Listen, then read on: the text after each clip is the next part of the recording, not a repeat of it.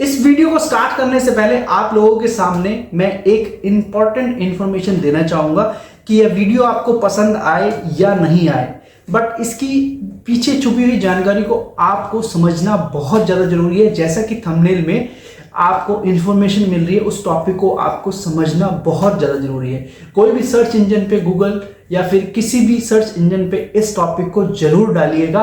और अगर आपको इसकी पूरी जानकारी नहीं मिल रही है तो इस वीडियो को एंड तक जरूर देखना, और हो सके तो ये अपने सभी सहपाठी या जो भी आपके जानकार है उसको ये वीडियो जरूर भेजना, क्योंकि आपके बच्चे के भविष्य का सवाल है। So welcome back to my channel. मैं ही रोहित कुमार वैश्य आपके सामने एक बहुत इंटरेस्टिंग और बहुत ही अलर्टिंग वीडियो लेके आया हूं, जिसका नाम हमने बेसिकली अभी दिया है good touch versus bad touch. सबसे पहले आपके सामने एक चीज मैं रिप्रेजेंट करना चाहता हूं कि गुड और बैड में क्या डिफरेंस है।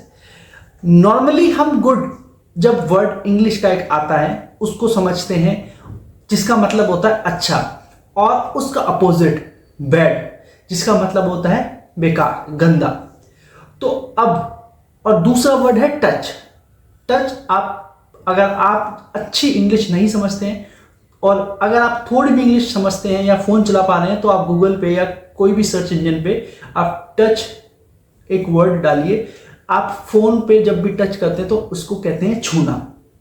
सो दोस्तों, 14 साल से कम उम्र के बच्चों को ये समझना और एज अ पेरेंट्स आपको उनको समझाना ये बहुत ही ज़्यादा जरूरी है कि गुड टच और बैड टच में क्या डिफरेंस होता है।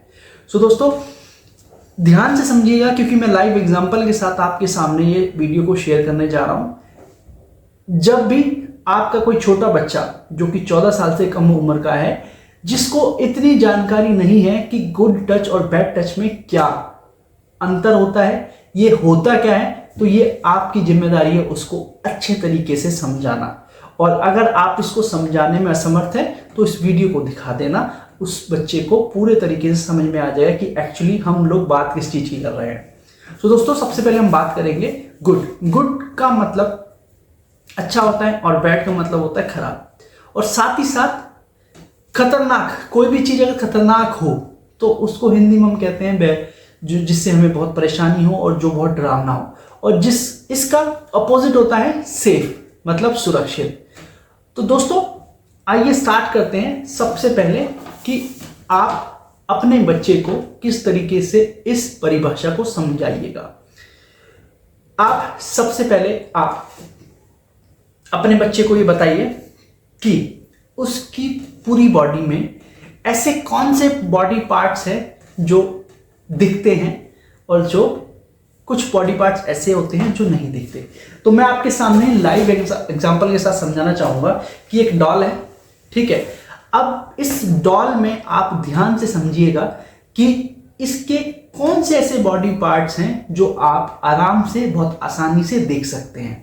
तो सबसे पहले आप इसका फेस देखेंगे कि ये फेस बहुत अच्छा दिख रहा है, ठीक है, आप देख सकते हैं। सर दिख रहा है, बाल दिख रहे हैं, ये ऐसे पार्ट्स हैं जो हम देख सकते हैं।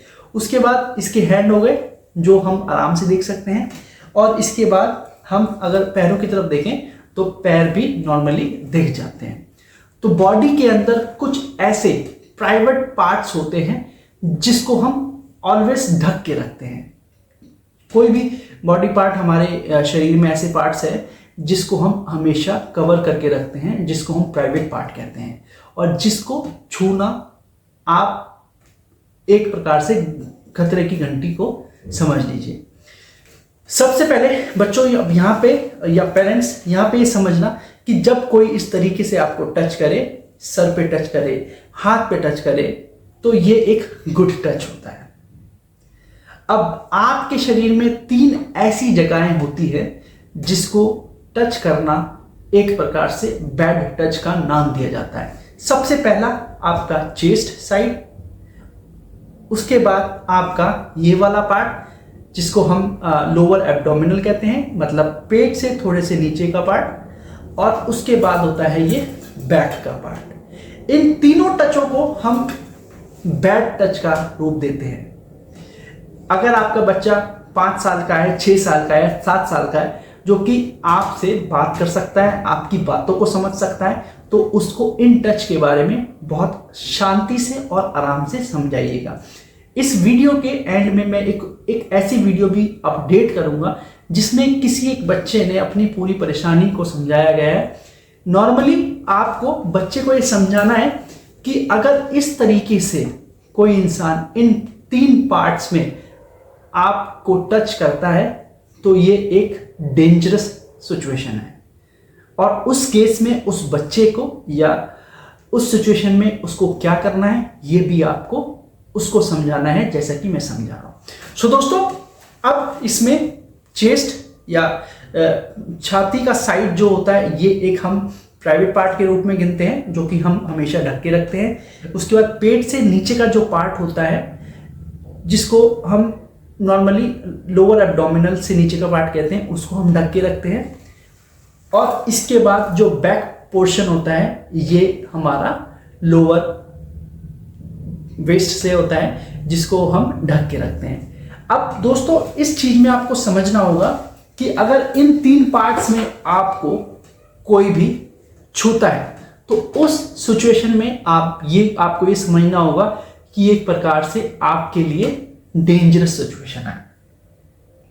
आप किसी भी जानवर, किसी भी पक्षी या किसी भी जीव जंतु को बैड टच जब करते हैं तो उस समय वो क्या करता है ये आपको समझना होगा। एग्जाम्पल ले लेते हैं। सपोज एक कोई डॉग है, जब आप उसको यहाँ पे टच करते हैं तो, और मतलब जब नॉर्मली आप उसको यहाँ पे टच करते हैं या यहाँ पे टच करते हैं तो वो आपसे और ज़्यादा अट्रैक्ट होता है और आप उसके लिए एक अच्छा टच कर रहे हैं। लेकिन जब आप उसको इंटेंशनली गलत जगह या गलत ट्रीटमेंट देते हैं तो उस केस में वो डॉग क्या करता है, या तो वो बार्क करता है, या वो भाग जाता है, या फिर आपको अटैक करता है। तो इस केस में अगर इन 3 पार्ट्स में आपको कोई भी इंसान टच करता है तो आपको उसको उसी टाइम स्टॉप करना है और अपना उसको अपोज दिखाना है, और साथ ही साथ आपके जो भी गार्जियन है, बड़ा भाई, बड़ी बहन या आपके पेरेंट्स, उनको इसकी जानकारी उसी समय देनी है जब भी कोई इंसान इस तरीके से आपको टच करता है। और दूसरा पार्ट टच करने में ये होता है कि आप नॉर्मली आपको कोई एग्रेसिवली टच करे तो उस केस में भी आप अपने गार्जियन को, अपने पेरेंट्स को या अपने भाई या बहन को ये बता सकते हैं कि मुझे इस तरीके से टच किया गया है और ये मुझे अच्छा नहीं लगा, और उस केस में ये आपके गार्जियन, पेरेंट्स या ब्रदर सिस्टर का काम है कि उस केस में वो क्या करते हैं। सो दोस्तों, ये इंफॉर्मेशन आपको अपने बच्चों को इसी तरीके से देनी है जिससे कि फ्यूचर में होने वाले गुड टच और बैड टच की डिफरेंसेस को वो समझ सके, और साथ ही साथ अगर कोई इस तरीके से उनको टच करता है तो उस पे वो अपना एक्शन ले सके।